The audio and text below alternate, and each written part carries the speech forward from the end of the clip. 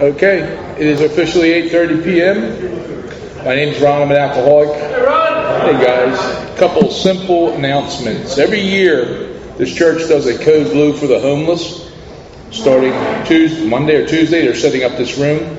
Please be mindful. Come to our front door when you come to the meeting from next week, because we'll be in a different room. In the front, come through the front. Those doors are usually locked, and we prefer everybody to come through the front anyway. We like to greet you over there at the front line and meet to each and every one of you. So let's just be mindful of that. Be mindful that our talks are now posted on YouTube. Makes it really easily accessible for everybody.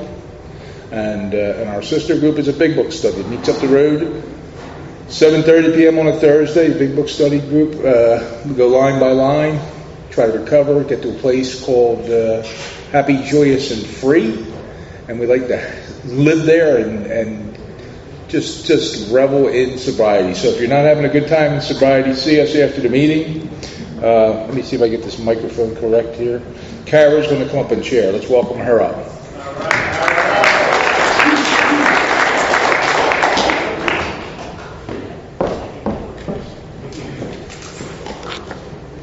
Hello, everybody. My name's Tara, and I'm an alcoholic. Hello, everybody. Welcome to the Conscious Contact Speaker Group of Alcoholics Anonymous. This is a 1-hour speaker meeting that meets every Saturday evening at St. Paul's Lutheran Church, 301 North Main Street at 8:30 p.m. in Doylestown, Pennsylvania. Food and fellowship starts at 8 p.m.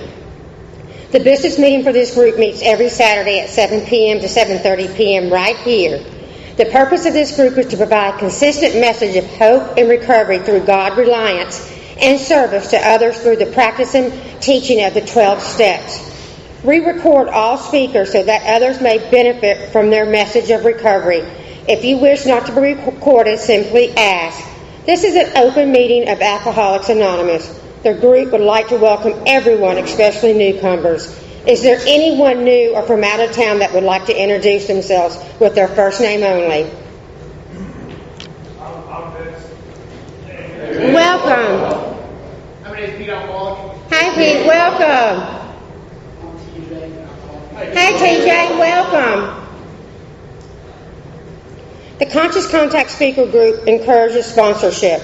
Would anyone with working knowledge of the 12 steps and willing to sponsor please raise their hand? Are there any announcements for the good of AA? We have meeting lists and big books on easy terms. Please see me or any home group member after the meeting. If you cannot afford a big book, the Conscious Contact Speaker Group will give you one at no charge. Anyone willing to make donations for this purchase of big books and CDs to help those who cannot afford them can put donations in the jar on the table marked Big Book and CD Donations. If you would like a CD of any speaker, past or present, see me or any home group member before or after the meeting. They are available free of charge. Now I would like to ask Sherry to come up and read the preamble. Let's all give Sherry a warm welcome. Woo!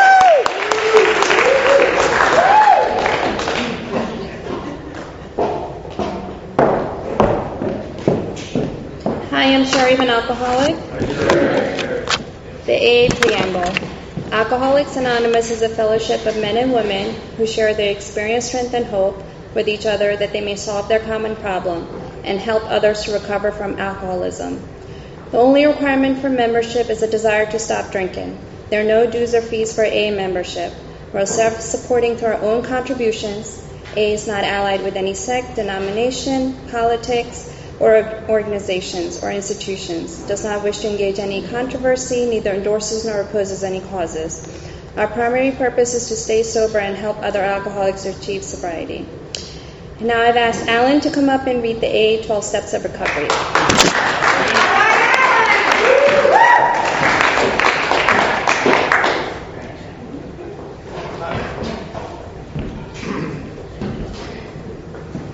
All right. Hey, Alan, alcoholic. All right. The AA 12 Steps of Recovery. Can you hear me all right? Yes. All right. 1, we admitted we are powerless over alcohol, that our lives had become unmanageable. 2, came to believe that a power greater than ourselves could restore us to sanity. 3, made a decision to turn our will and our lives over to the care of God as we understood Him. 4, made a searching and fearless moral inventory of ourselves. 5, admitted to God, to ourselves, and to another human being the exact nature of our wrongs. 6, we're entirely ready to have God remove all these defects of character. It's all right. 7, humbly asked Him to remove our shortcomings. 8, made a list of all persons we had harmed and became willing to make amends to them all. 9, made direct amends to such people wherever possible, except when to do so would injure them or others. 10, continue to take personal inventory when we're wrong, promptly admitted it. 11, sought through prayer and meditation to improve our conscious contact with God as we understood Him, praying only for knowledge of His will for us and the power to carry that out. 12, having had a spiritual awakening as a result of these steps, we tried to carry this message to alcoholics and practice these principles in all our affairs. All right. And that be Kara comes back up. All right, thanks.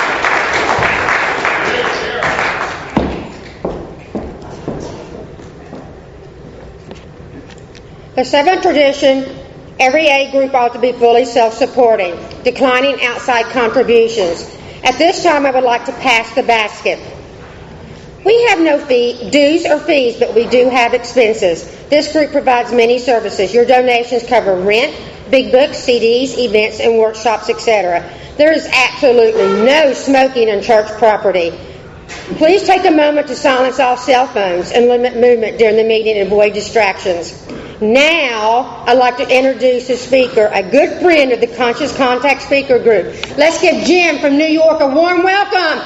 Woo-hoo!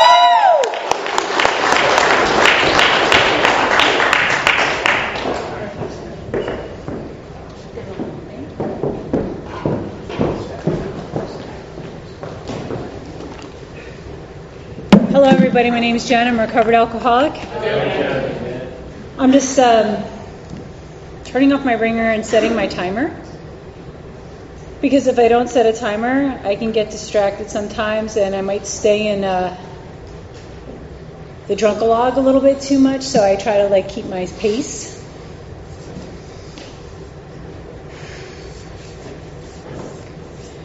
So I asked God to be with me before I got up here, and it's one of the things I always say when I speak. Listen, I talk to God before I get up here, so if I suck, you got to take it up with God, because I've turned it over at this point. And it's so nice to be in front of a group of people, because I haven't been in front of a group of people to speak probably the summer, I want to say, and before that, years, pre-COVID. So it's really, really nice to be here. So, like I said, my name is Jen. Ironically, I was born in this area. I used to go to Peddler's Village during Christmas time with my grandma, my pop-pop, my auntie, and I had no idea that Conscious Contact was 30 minutes away from my childhood memories. So I think that's kind of ironic in a very spiritual kind of way. That, as we're driving through and I see Peddler's Village, and I was like, get the hell out of here. What did I just see? I didn't realize we were that far into Pennsylvania. So,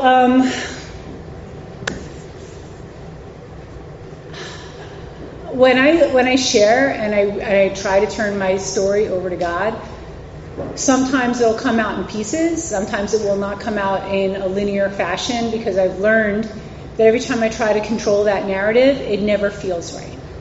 So I just kind of go with wherever I'm being pulled to go. And so what I can tell you is that from the very beginning, for as long as I can remember, I always felt different. P.S. The entire human race feels different, but I just thought I was different-er than everybody. And so when my kids, my daughter tells me, but Mommy, I'm different, it was no, that's the seed of being human. Everybody feels different.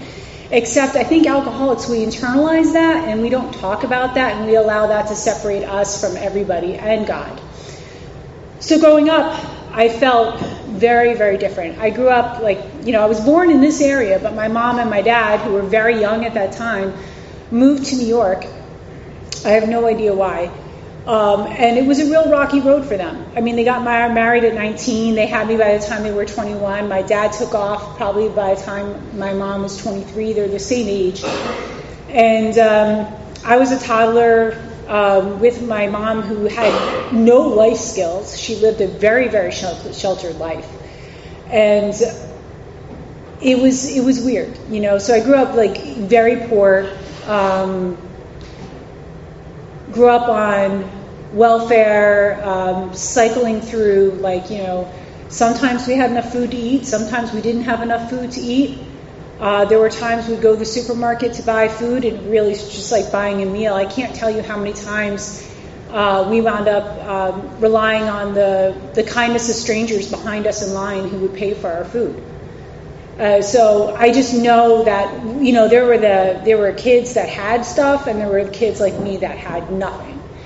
I did have a roof over my head, and I did have a place to sleep. So there was that. But there was always like this nagging feeling like I just didn't quite, like it was a puzzle piece that just didn't fit, right? And, I could fast forward through a lot of that and just jump to like the point where the very, very first drink, all of a sudden all those pieces fell together.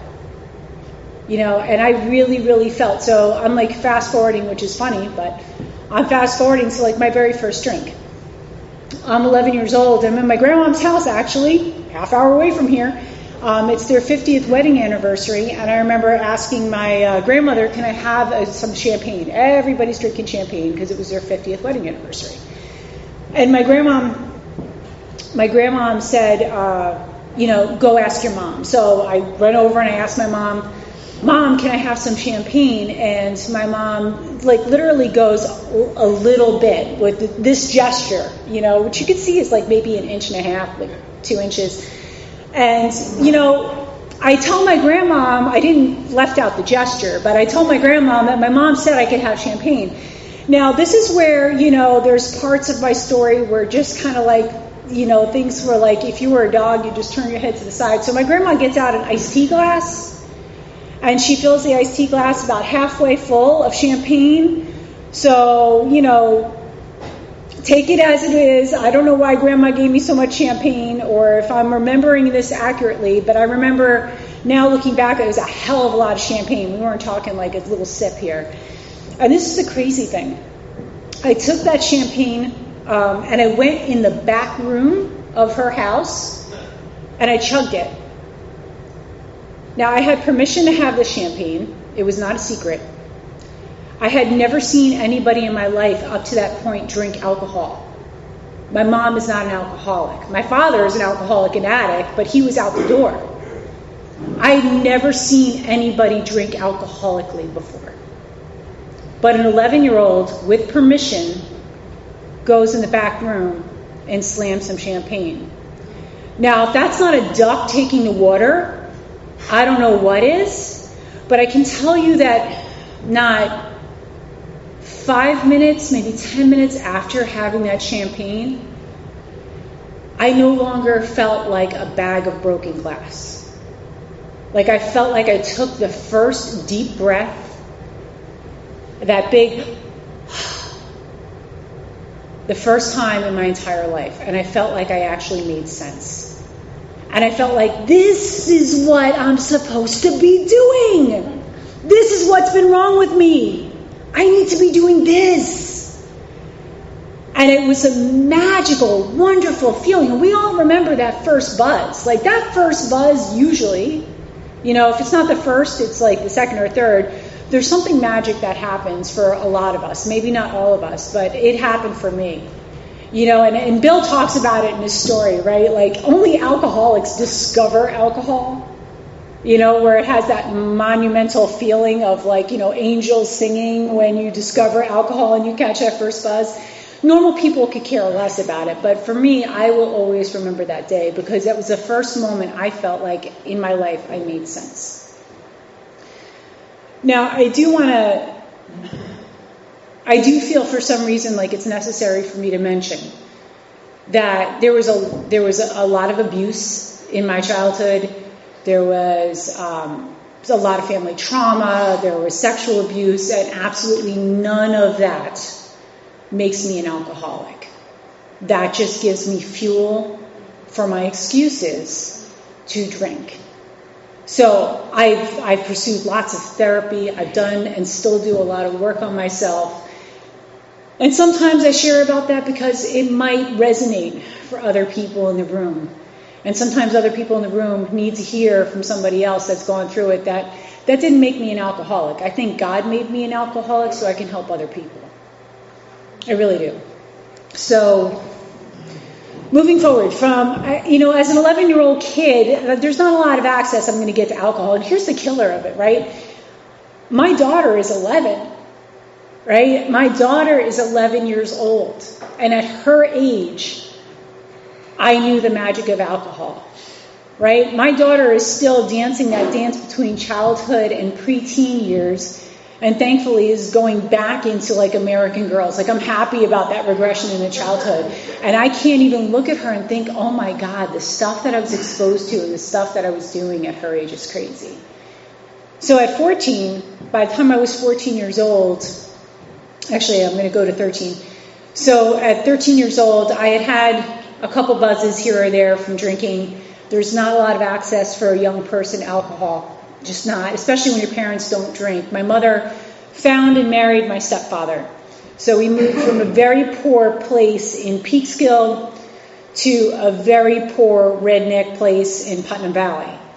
And if you know the area of New York that I'm talking about, you would understand what I'm talking about. Like, it's, like my family, the step family I married into, I often say is like, it's a cross between a Jeff Foxworthy joke and a Jerry Springer show. And I'm glad you understand where I'm going with that. So like, Jerry Springer show had nothing on my family. And we really did, like, we were a Jeff Foxworthy joke. We lived in a mobile home surrounded by 10 cars that weren't. Like, really, like, we were totally there. So when I moved in with my stepdad, my stepsister, and suddenly we had food, but the housing got even worse. Like, we were at that house in the neighborhood, half covered by tar paper, half quarter had siding, some maybe had shingle mixes here or there, and there's like big holes in the wall you can see from the street. Like, that was my house. And we all know those houses in the neighborhood, that was mine. And so that was just one extra thing that made me feel like I was different than everybody else. So we moved out of several houses that I called, I'm not going to use the term that I usually use because I'm going to try not to cuss as much as possible. But it was a really nice place to live. And we moved into a house that was nicer, but not great. And the not nicer house that we moved into, soon after I turned 13, 3 days away from Christmas in 1985, that house burned down. And I remember my mom waking me up. It was 1 o'clock in the morning, and you never get the smell of a house fire out of you. Like, you know it from miles away. And I remember my mom waking me up, and I couldn't even see her standing over my bed. The smoke was so thick. And I remember the alarms and everything, and her rushing me out of the house, and the entire wall of the house was completely engulfed in flames. And from that moment, we were homeless for about 2 years. And so I was shifted around a lot. I stayed with neighbors. And I recently had a revelation with my husband when we were talking about our children. In the light of a crisis, the first thing I want to do is gather up my kids, and keep them safe. And the first thing that happened in my family, and it's not my parents' fault, I just think that they really thought this was the best for me, was to send me away and to send me to somebody else. And I think it was just they just couldn't deal at the time. But I was sent to live with neighbors and other people during this period of time. And what wound up happening is I got more access to drugs and alcohol. And it's certainly not their fault. And believe me, when I realized I suddenly had access, I was very happy about that access. At the time as a teenager, I wasn't begrudging my parents for sending me away. I was like, yes, now I have some time to myself and I could figure, just do whatever. So I was pretty active for the time I was 13 to about the time that I got sober at 17. There's a lot of dark spots in my story, that not feeling pulled to dwell on, but a lot of dark spots in my story. As far as just wanting to die very quickly. I don't have a long story by the grace of God, and for right now, I don't have that long of a drinking history. But the depth of misery and despair, that bitter morass of self-pity that is talked about in Bill's story, only alcoholics talk like that. Who else says bitter morass of self-pity and we're like, oh yeah, right there, I know that. And I totally know that because I was there too. I hit a point where I wanted to die. So here I am, 17 years old, in a family that is destitute, downtrodden, so hell-bent on self-pity that, there are the haves and the have-nots, Jennifer, and you better get used to it. You are a have-not. This is your life. And this is what I was told. And I'm not even going to go into the fact that, I was very fortunate, and I believe God has interceded on my behalf in many, many ways. And one of the ways God interceded in my behalf was getting me help at an early age for my learning disability. I am dyslexic. I have issues with executive functioning. I grew up my entire life feeling stupid. And I can't learn like other people. I have to learn the way I learn. And I had help early on. And I'm a child of the 70s. The IDA laws were only just passed in the early 70s, so the fact that I was classified by the late 70s is huge. But here I am, somebody who felt stupid, can't learn. I'm part of this, for lack of a better term, we all identify ourselves as redneck family, so I'm saying it this is what we identified ourselves as. My mom even used the word white trash many times to describe us. Who takes pride in that? But that's what my family did. And I knew that this wasn't working for me anymore, lifestyle-wise. And I hit a point in my alcoholism and my drug addiction. This is a nasty, nasty point. I hit a point in my drinking. Every single time I got drunk, I didn't get drunk, I got the spins. I didn't get drunk, I got the spins, which is nasty, and that's not fun at all. And then every time I would try and use any drug, I started hallucinating, and I hated hallucinating. I couldn't get that relief. So that thing that the big book talks about, that sense of ease and comfort, that first sensation I got when I was 11 years old, that I was constantly chasing just to take the edge of life off because I didn't know how to do life. I couldn't get that anymore. There was no relief for me. And so where did that bring me? That brought me to my knees, literally. I wanted to die. I had been put on suicide watch before, but that was really me just manipulating the situation to get out of being in trouble because, alcoholics were smart like that. And this time I really, really wanted to die. I was 17 years old. I had no future. Nobody to look toward to help me. And I couldn't get drunk. I couldn't get high. There was no escape. I wanted to die. And I did something that was very uncommon for me at the time. Although I learned how to hit my knees from my grandma, and I feel my grandma with me while I'm here, just I guess because of the area and the proximity of being close to where her house is. But I was raised in a very non-traditional way with my mother. So I was raised going to ashrams. I was raised, doing meditation and chanting in Hindi. And it all sounds cool now as an adult, but I'll tell you, as a kid, I would have paid to be Catholic. Just all my friends are put on the cute little white communion dresses and getting communion. Here I am chanting in Hindi over here, and it's still just yet one more thing that made me feel different. But here I am, 17 years old, and I wanted to die, just die. I really wanted it all to end. And I found myself on my knees. And I said, literally word for word, dear God, please help me. I don't know how to get out of this pain. I will do anything. And God works in a way. Have you ever noticed that, at least for me, if you look in the big book, there's there's a span of 2 weeks that's a reoccurring theme. Like, Dr. Bob, when he was with the Oxford group in where he was in Ohio, and they were sitting in meditation, and Dr. Bob didn't know how to stop drinking. And the people in the Oxford group they weren't alcoholics. But they said, we don't know what to do, but we can pray. 2 weeks later, Bill shows up. Well, after I prayed, 2 weeks later, a Bill showed up for me. His actual name was Ted, and he was in his 90s. He should not have been dating. I did not know this. But I did what any good little alcoholic female would do, and as I latched on to somebody who was a potential knight in shining armor. Right? And I started going to meetings with Ted because I was going to be like, he was my ticket out. Like, this was going to work. He was going to fix me. I was going to fix him. And I'm going to be the supportive girlfriend, and I'm going to go to meetings with him.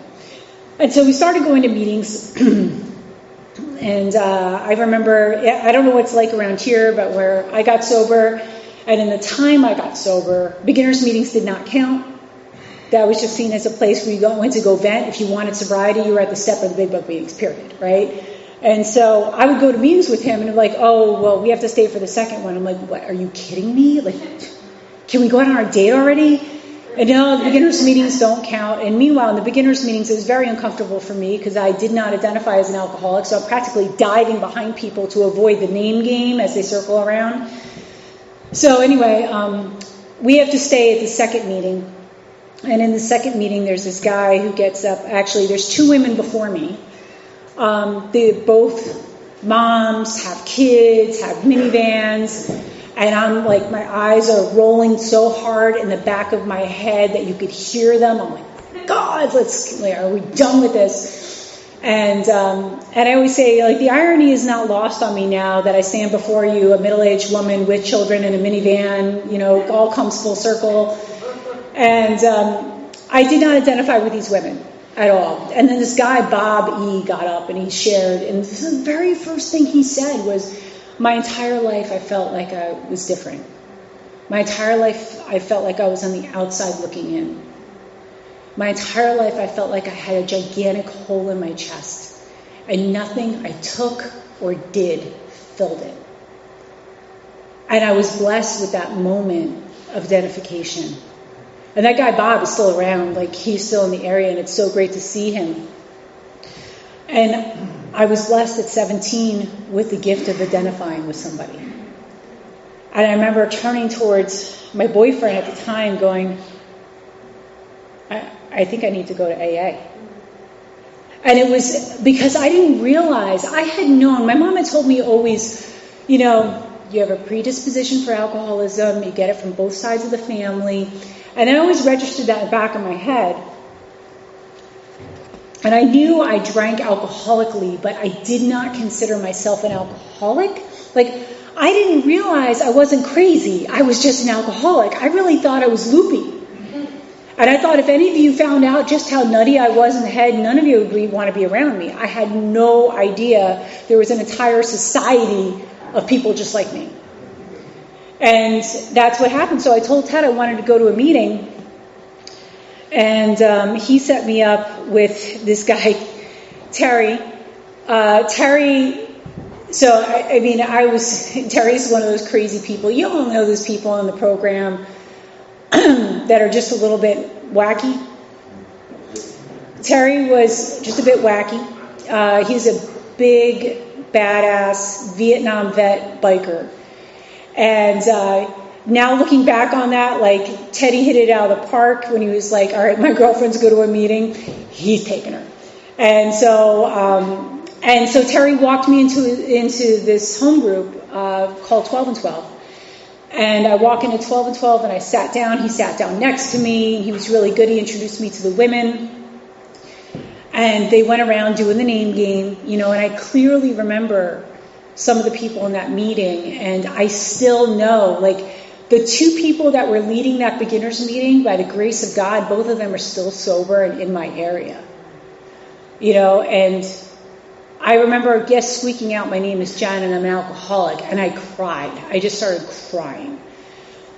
And I cried for about a year and a half. You know those criers. I'm one of those criers. Like, I might not have anything going on in my life, but you could have something going on in your life and I'll cry for you. And that was me. I was like, you name it, I got a splinter, I was crying. You tripped, I was crying. It doesn't matter, I was the crier of the group.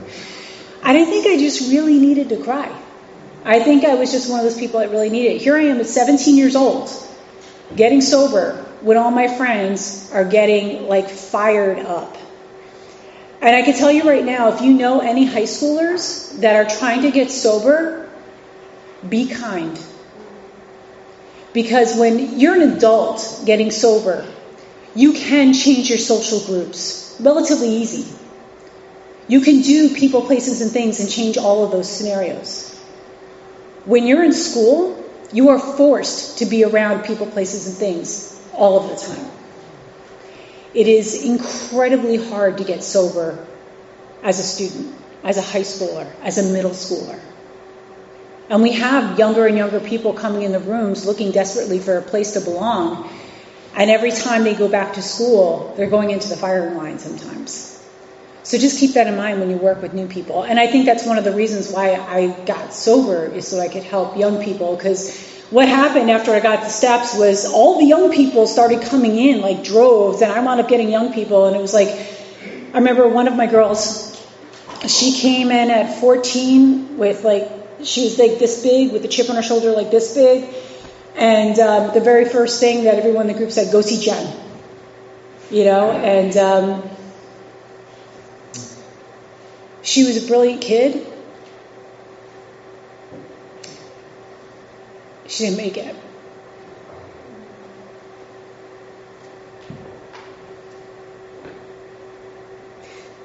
She made like 7 years recovery and needed surgery, painkillers. It takes a ton of us out. And she was a medical student. She was doing really well for herself. And it was an accidental overdose. She had her to-do list laying out for her for the next day. And she never got up. She was 22. And you stay sober long enough, you bury a lot of people. My husband and I have buried a lot of people. So anyway,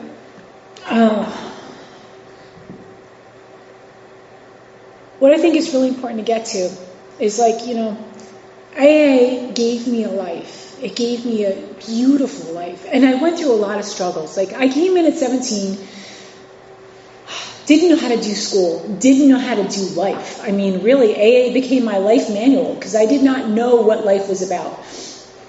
I was ready to drop out my senior year of high school.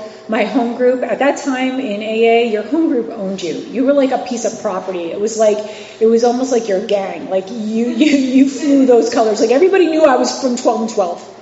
You know, and if I acted out in any way, 12 and 12 heard about it, and then they had to sit down with me. Because at the time, for like, I think about 9 months, I was the youngest person in the area. Just like an alcoholic, to point out the uniqueness, right? So, but I wanted to quit high school. My group didn't let me. I told them I was going to. They told me they would show up at my house. They would pick me up. They would take me to high school. They'd be waiting for me outside in the parking lot. But there was no way in hell they were going to let me quit my senior year of high school because it was too hard. And they did. I mean, I didn't quit because of them. They didn't have to. I was scared, so they didn't have to do the driving thing. I was like, okay. I went on to college. I went on to graduate school. You're talking to somebody who could barely read. P.S. Right now I'm a doctoral student. And that still is something that is a dream I never thought I would ever have. And I'm still a student. I'm working towards it. But, I hit a point in my recovery. AA was there when I got married the first time. AA was there when I got divorced.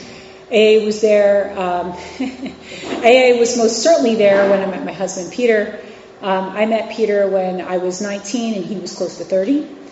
And he came into a room and came over to compliment me on my share. And all I knew is this almost 30-year-old man came over to say hi to me. And I apparently blew him off. And I still don't think I blew you off. And over the course of like 12 years, Peter would go out of his way to say hi to me. And I didn't even know his name. But he would always go out of his way to say hi to me. And, he was always wearing his biker leathers or whatever. And one time, I don't know, 14 years later, I'm with my girlfriend, seeing her celebrate, and there's Pete, and he's celebrating, he's all dressed up. And I found out that he was into martial arts, and I was into martial arts, and I was single, and I was like, hey, let me go say hi to Peter. Now I know his name. Because he was celebrating. He was like, hi, my name is Pete. I was like, Pete, that's his name. And so I go over to say hi to Pete. I was like, oh, so you do karate? He was like, yup, and walks away. The guys always like that story. But pretty quickly after, we actually did wind up dating. And we got, AA shows up in our lives in a lot of ways. We started dating. We were engaged in 9 months. We were married 5 months after, pregnant with our son. 6 months after that.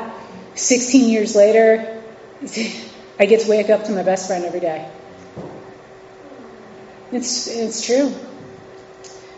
So the most important part of my story, besides all this stuff and the wonderful gifts that I've gotten and the relationships that I have and my husband and my children and my family, was a renaissance in my program. And I think that's the most important part to talk about.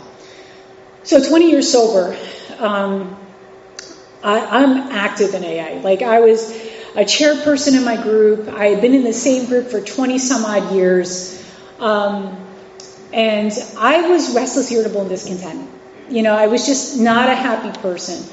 I had just had my daughter. I was pregnant with my daughter when a lot of this was happening. Right on cue, I'm getting to the good stuff. So basically, I was really at a point in my sobriety where I was not a very nice person, just not.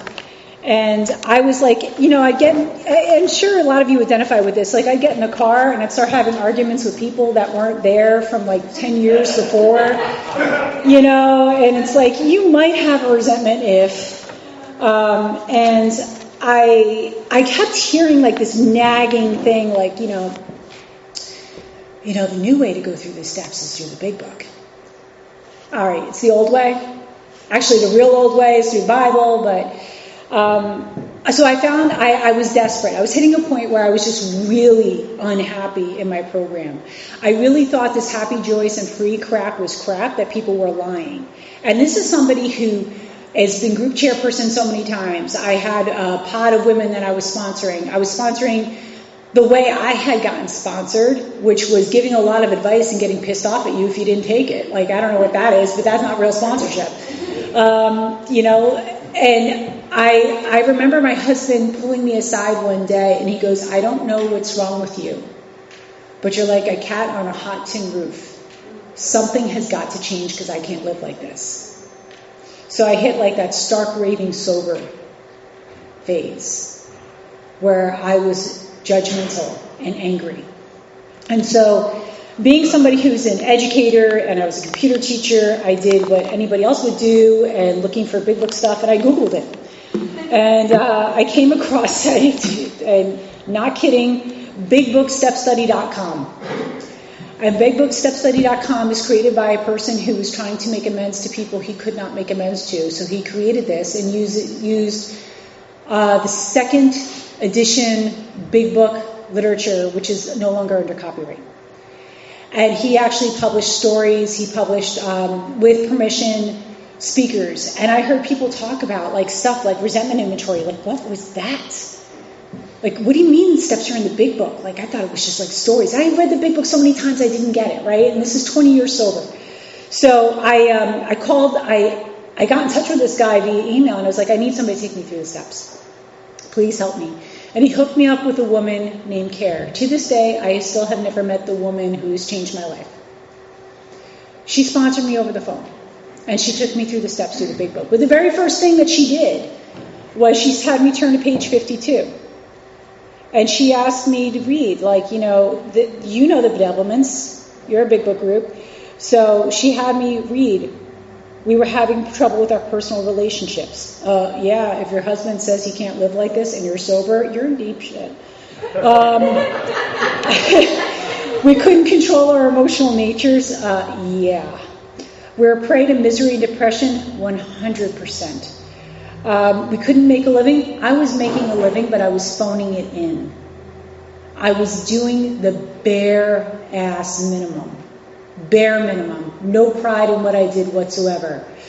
I was full of fear. So much I was having panic attacks. I was unhappy and I couldn't be of real help to other people. And Kara had me read this. And I was like, she said, do you identify with that? And I was like, do I identify? That's me. What's wrong? And she was like, you're suffering from acute alcoholism. And I said, but I'm not drinking. She's like, you don't have to be drinking to be suffering from alcoholism. You just have to be an alcoholic to be suffering from alcoholism. And that's when we got started. You know, I quickly read the first 164. She got me started on my resentment inventory. And my inventories, you know, when I went through my inventories, probably the most important things to point out.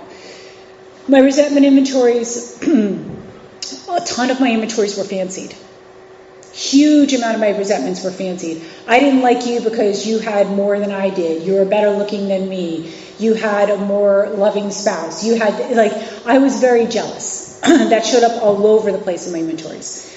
In my fear inventory, I was afraid that if I put down my fears, they would come true.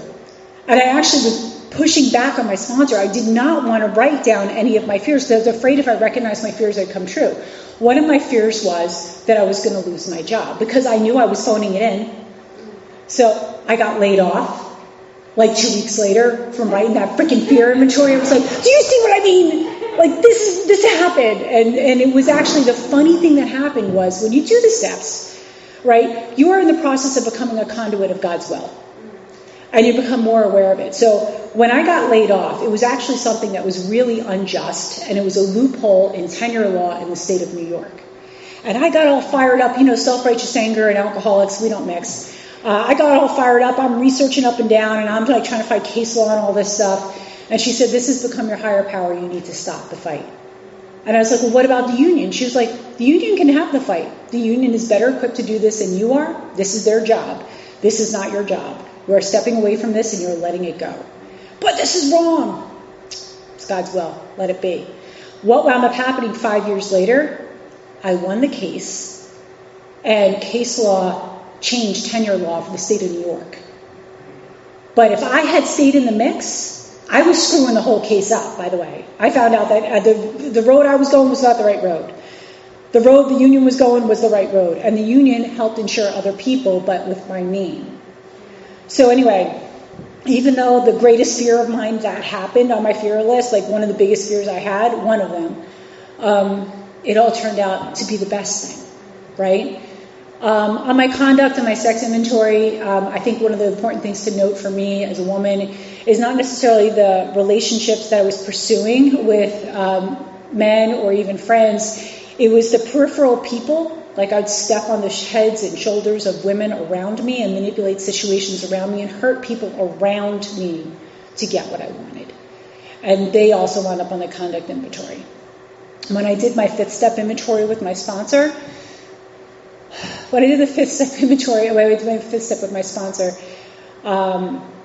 we went through, and she was telling me the exact nature of the wrongs. And I do that with my sponsees. As my sponsees read their inventory to me, I write the 5th column. What are the exact natures of the wrong? Because those are the character defects that we bring into 6 and 7. So I remember her doing this with me. And she goes, now you're going to take an hour and you're going to meditate. And I'm right here by my phone if you need me. But go back through your 4th step, see if you left anything out. And she hangs up with me, and I start going through my 4th step. And for the first time in my life, I'm seeing, this was me. This was me. This was me. This was me.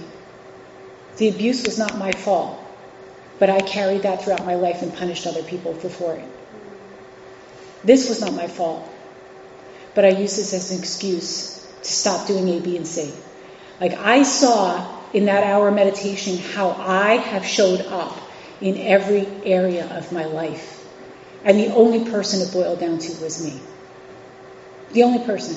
So I start crying. I'm crying. And I call up my sponsor care. And she's like, are you okay? She wasn't expecting the call. And I called her. I was like, I see it. I'm in everything.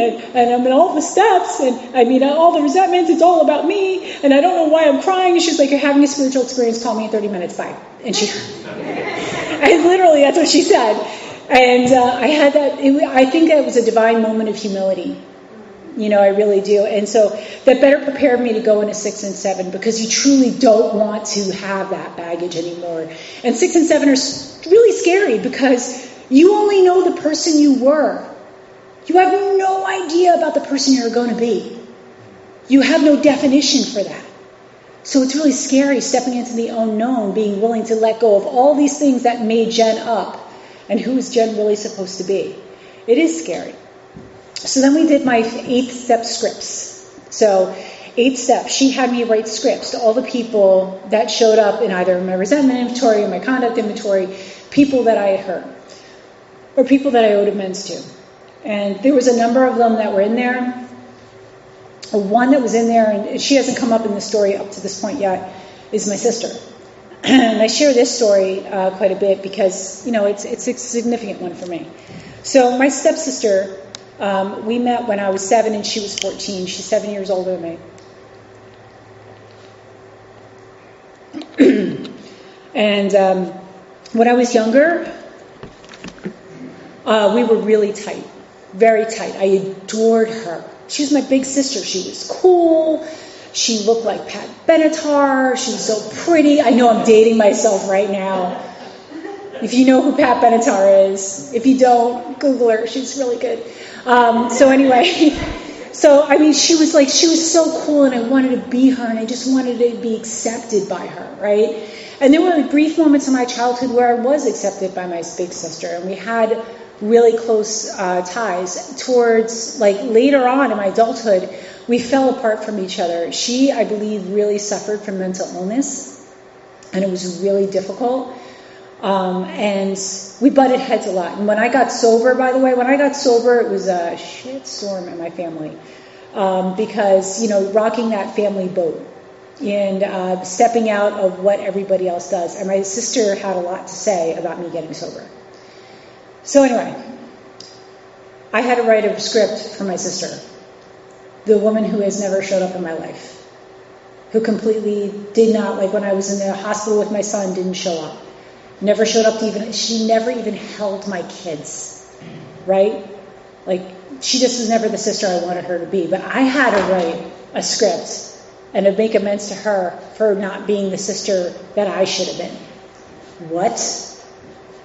And I remember my sponsor just saying, we put out of our minds the harms of others, and we focus on ourselves. And I was like, listen, I'm going to write this thing.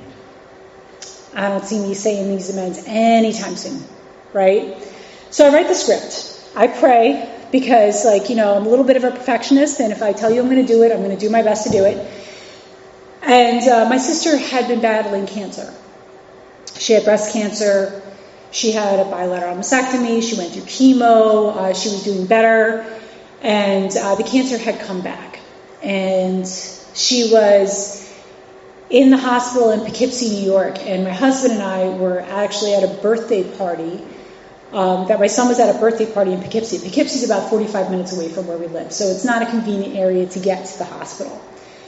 And so we're at this party, and Peter and I are about to leave. We got a minivan full of kids. And Lena was with us, yeah. And so we got a minivan with our 2 kids, and my pride hit me, right? I believe my higher power uses my defects of character to the best possible way. And my pride hit me, and I was like, I cannot leave Poughkeepsie without seeing my sister, because that's what good sisters would do.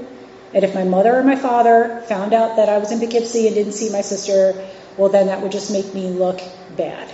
So purely out of pride, I asked Peter if we could stop off so I could see my sister. So I go in the hospital, I go see my sister, and I walk in the door, and she's genuinely happy to see me. And before I even realize it, my amends pours out of my mouth. Had not planned. And I'm not a fan of ambush amends. I'm really not, because then it's still an amends on your terms, and it's not taking into consideration the other person and giving them the power and the choice to say, yes, I want to hear it, or no.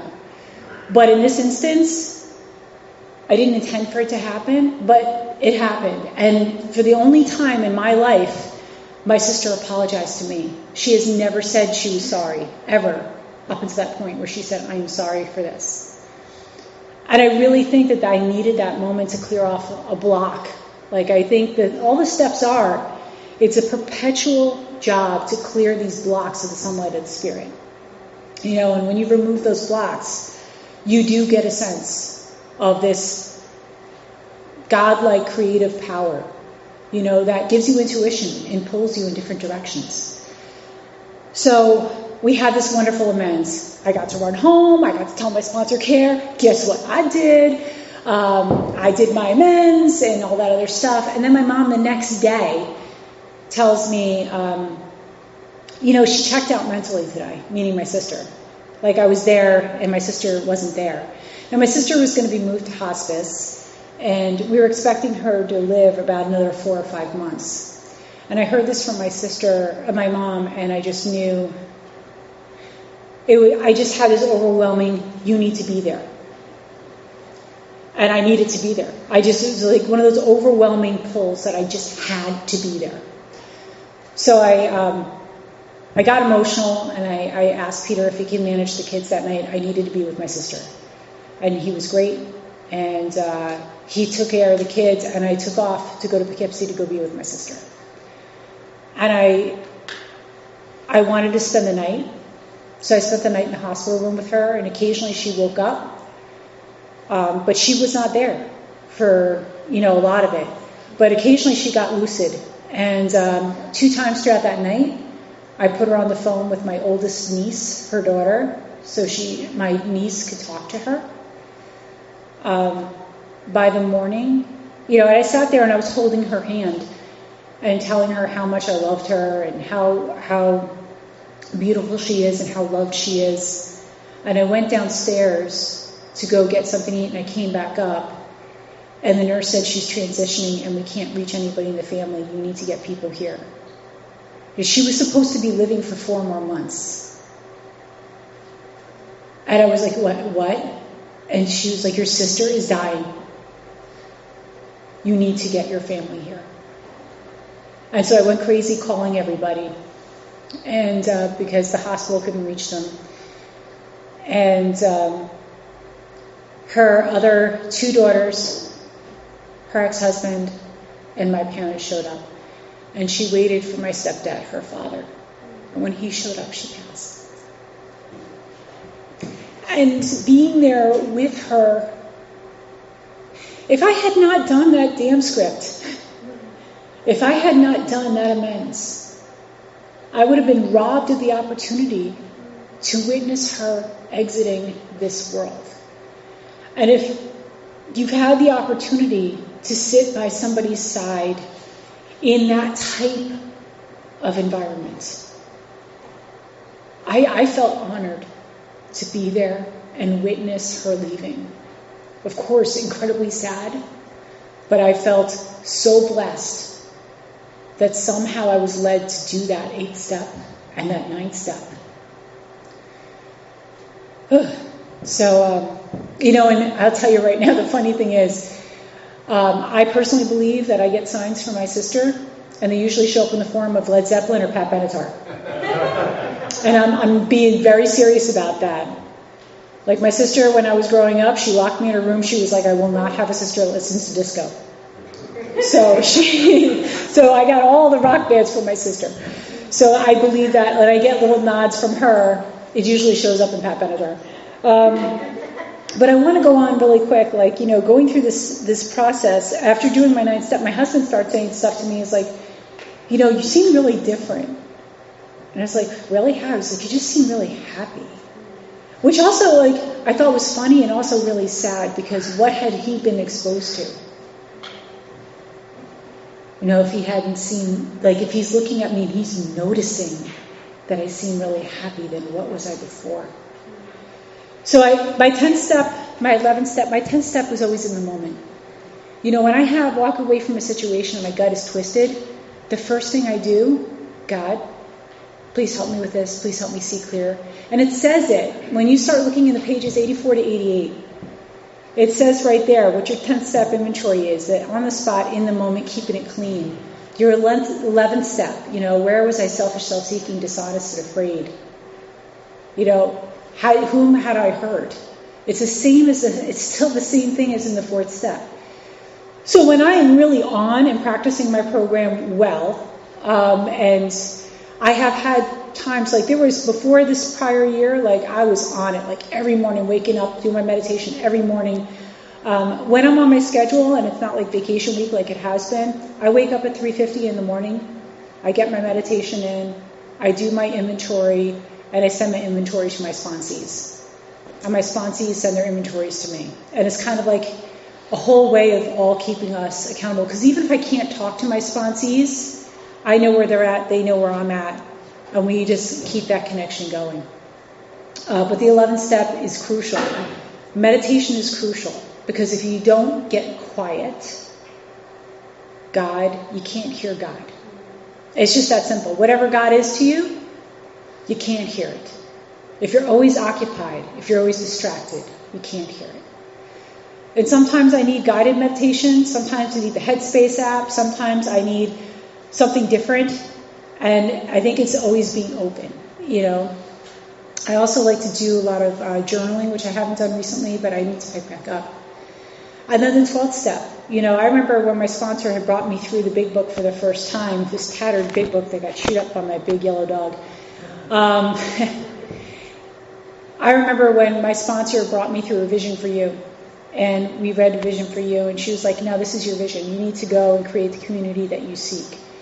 And in my area, there was nobody doing the steps out of the big book. Nobody. So, like, I went from, like, as a newcomer at 17, laughing at these big book thumpers, to going, oh, that's me. You know, and nobody was doing it through the big book. And I remember telling her, Carrie, nobody wants this. And she was like, you are in the business of trusting and relying upon God.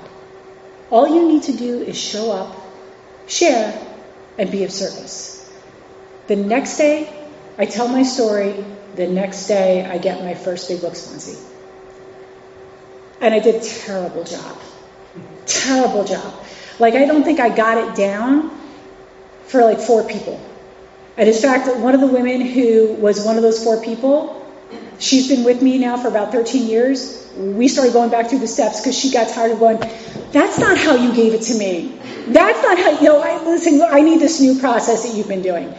And that's the whole thing. You grow in how you deliver the steps. And it's not even like delivering. It's like you're sharing what it means to you now. You're sharing an experience that you've had and help other people have an experience.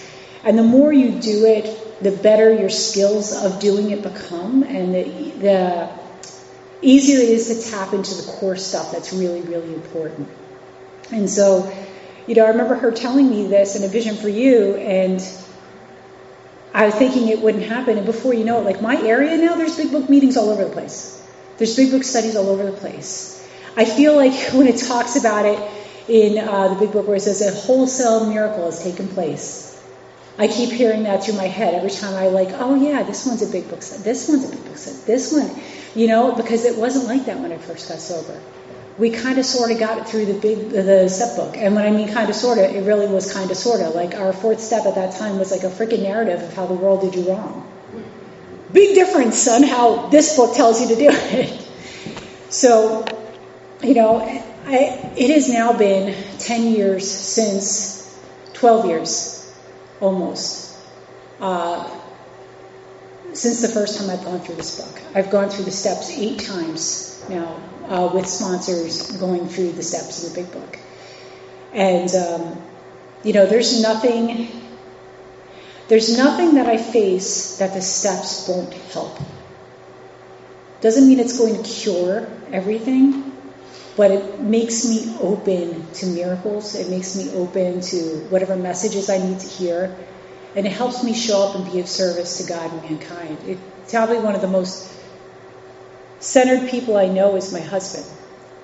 You know, his idea of prayer, like I don't openly say this, but I like hope to be like more like Pete in some ways, where like when he hits his knees in the morning, he doesn't ask for much. He asks to have God show him how he can help others. Like that's his prayer. I have a list, right? I have a list. And he knows that his primary job is to show up and help other people. And that's what he has to do. And it's so funny because he helps so many people. Like they all just like go to him. And I think that's one of the reasons why, you know, because he's been through this process. And I'm not going to share about my husband's story because that's his story, but that's one of the things I really admire about you. And I'm feeling like that's a good place to stop. So thank you so much for having me here. It's been a pleasure.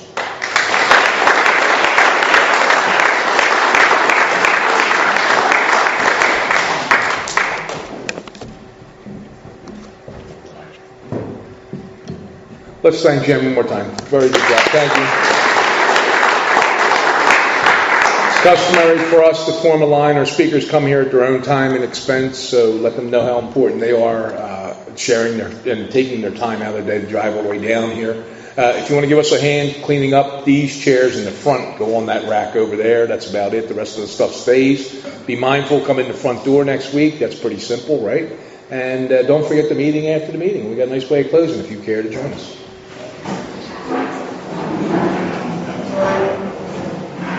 Take a moment of silence. Use it however you like.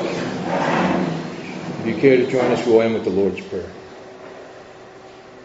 Our Father, who art in heaven, hallowed be thy name. Thy kingdom come, thy will be done, on earth as it is in heaven. Give us this day our daily bread, and forgive us our trespasses, as we forgive those who trespass against us. Lead us not into temptation, but deliver us from evil. For thine is the kingdom, the power, and the glory, forever and ever. Amen. Keep coming back.